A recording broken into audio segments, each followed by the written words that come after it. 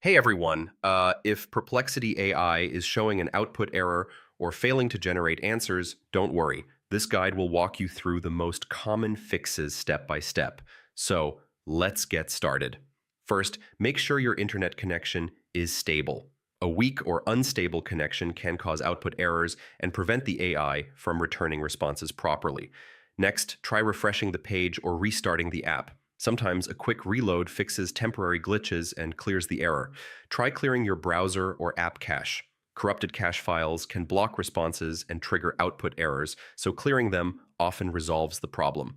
Check if Perplexity AI servers are experiencing issues. Server outages or delays can cause output errors, and in that case, you may need to wait until it's resolved. Make sure your query is clear and concise. Very long, complex, or ambiguous prompts can sometimes cause the AI to return an error, so keep it simple. Finally, make sure your app or browser is updated.